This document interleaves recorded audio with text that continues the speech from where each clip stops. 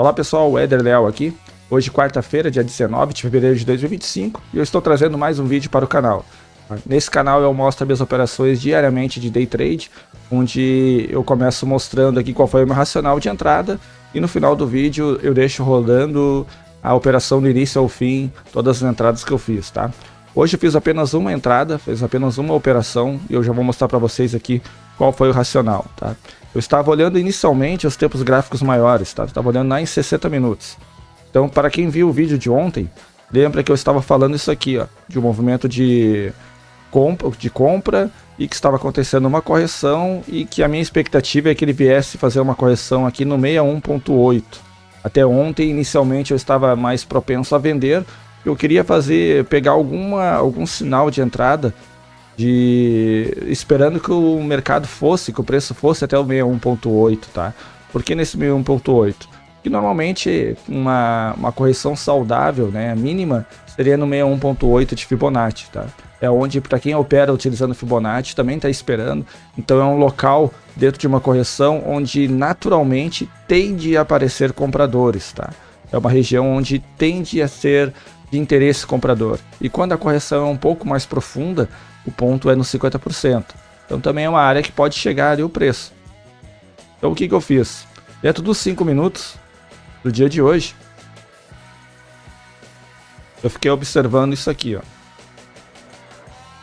Essas duas regiões que já estavam marcadas, tá?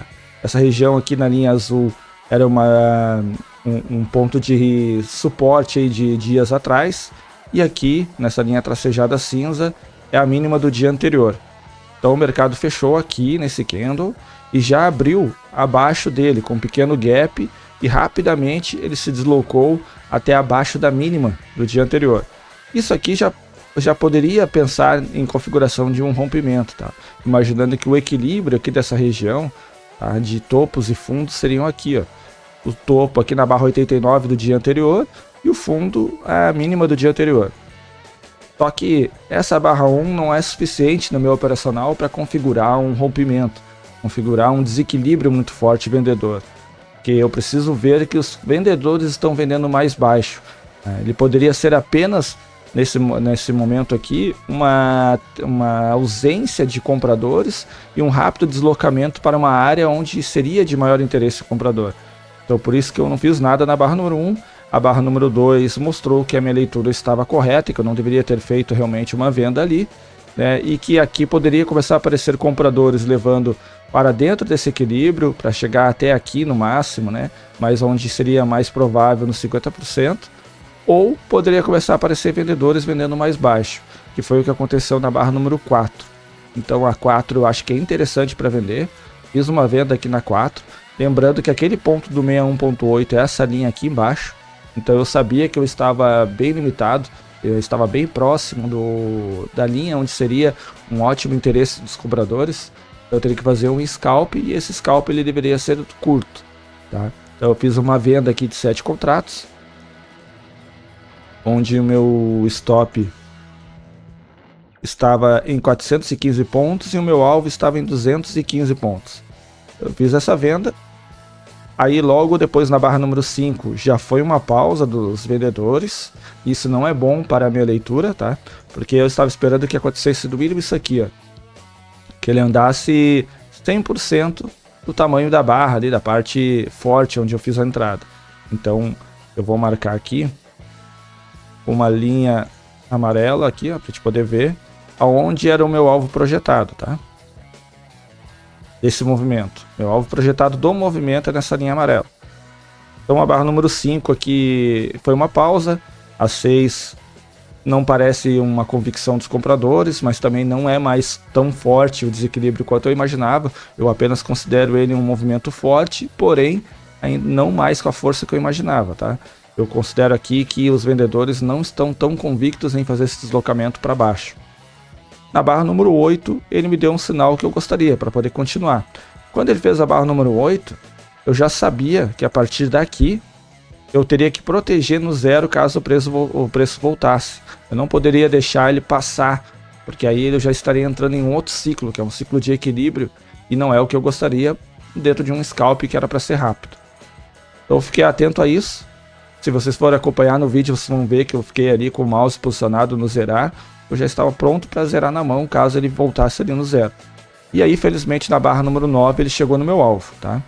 Depois disso, vocês vão ver que ele chegou a passar aquela linha, né, que é o 61.8, e começou a rejeitar exatamente ali, tá?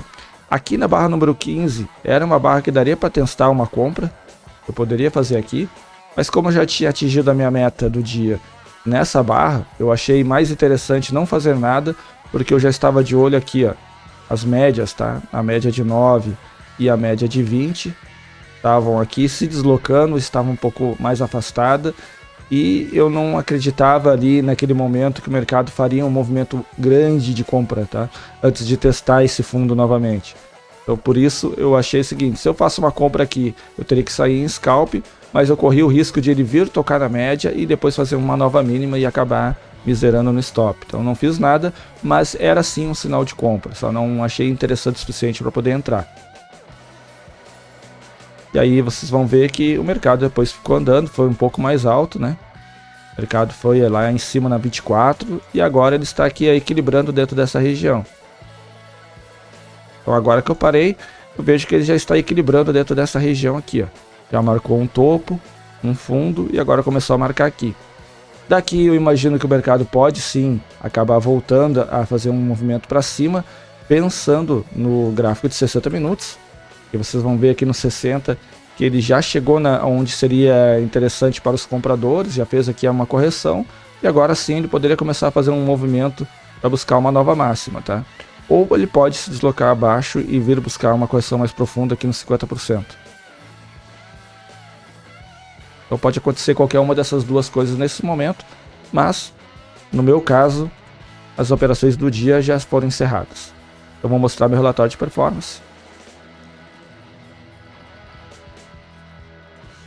Então vou só marcar aqui o simulador para poder voltar para a conta, para vocês verem que é a conta 144.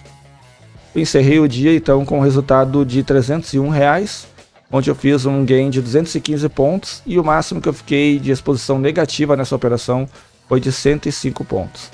Então se vocês forem olhar pela exposição negativa, então foi 1 de risco, né, risco efetivo, para 2 de retorno. Então foi interessante. E assim a gente encerra o dia de hoje, tá? Agora eu vou deixar para vocês aí visualizarem a operação do início ao fim. Espero que vocês também tenham tido um bom dia, tenham encerrado o dia positivo, tá? E se você gosta desses vídeos, por favor, deixa aí um curtir, ou deixa um comentário também para poder interagir, a gente poder trocar uma ideia. E até o próximo vídeo.